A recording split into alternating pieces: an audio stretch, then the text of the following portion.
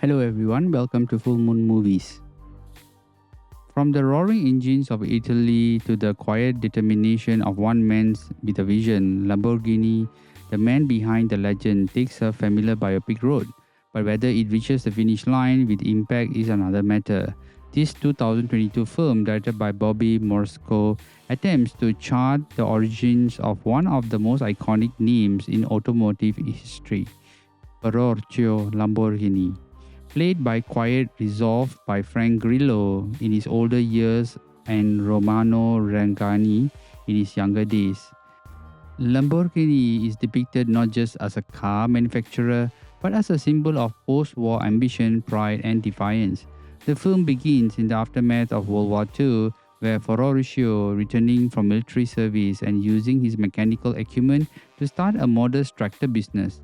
His talent for engines is clear, but what drives him isn't just business, it's a proving a point.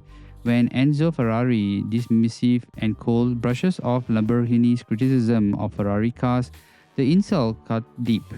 Now that slide becomes the ignition for Ferruccio's next chapter, not just to build cars, but to build better cars, faster, sleeker, louder, and he does not go through a legacy, but through raw innovation. As we go into the character development of Ferruccio, we see a man torn between personal relationships and an almost compulsive drive to succeed. He loses love, fails with friendships, and burns bridges, all in the pursuit of engineering perfection.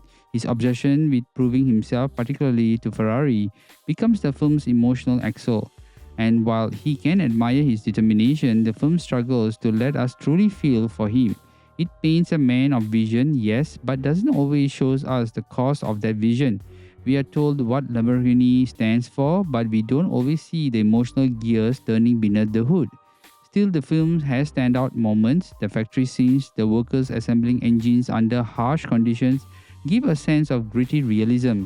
There's also a charming early scene where Ferruccio and his friends modify a simple car to outperform much more expensive models, an embodiment of Italian ingenuity and a shoestring.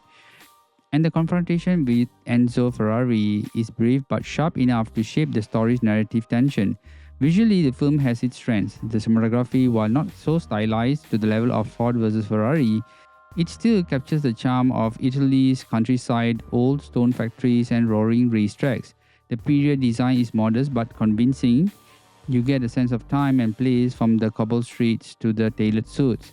The cars themselves, of course, are the visual centerpiece. Each model introduced feels like a climax, but you wish there was more reverence in how the film lingers on them. The soundtrack is functional, never overwhelming, but also never soaring. There's a missed opportunity here to score ambition with the same flair that defines Lamborghini engines. Direction by Bobby Morsco is efficient but safe. The film feels like a polished television movie rather than a cinematic powerhouse. It moves fast, perhaps too fast, over the key milestones in Lamborghini's life. We get a sense of chronology but not always the depth. Supporting characters, including his first and second wives, feel underdeveloped. His business partners appear more as chess pieces than fully realized individuals.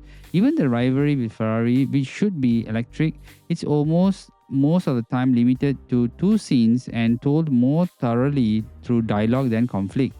Now, the story tells more than it shows. As we transition into our broader themes and how they resonate today, Lamborghini still traps into this timeless appeal of underdogs challenging institutions. It's about legacy, not inheritance, but earned through boldness. And in that scene, it holds relevance. In a time when innovations is often shackled by bureaucracy, Lamborghini's story reminds us that sometimes progress comes from personal defiance. But the film isn't without its critics. Many reviews have pointed out the rushed pace and shallow script. There's a lack of emotional depth and dramatic tension. For a man whose name is now synonymous with speed, power, and ego, Ferruccio's Lamborghini story is told with surprisingly restraint. Some critics even felt it was sanitized, devoid of the raw complexity that could have made it more gripping. Comparisons to Ford vs Ferrari are inevitable, and unfortunately, Lamborghini doesn't have the narrative finesse or emotional stakes to match the film's triumph. And while Lamborghini tries to celebrate its subjects' achievements, it sometimes feels like a bit checking off bullet points from a Wikipedia page. Tractor business, Ferrari insults, car debuts, Rather than sculpting a compelling arc, the emotional momentum never builds, some scenes feel disconnected, and the story suffers from abrupt transitions between time periods. In conclusion, Lamborghini, the man behind the legend, is a film that pays homage to a remarkable man, but doesn't quite live up to its legacy. It's respectful, polished, and easy to follow, but lacks the horsepower to leave a lasting impression, which is a missed opportunity to turn one of the most iconic automotive stories into something unforgettable. But still, for casual viewers and car enthusiasts, it offers a decent ride, just not a thrilling one. So if you've seen other car movies, why not this? So this is a must watch.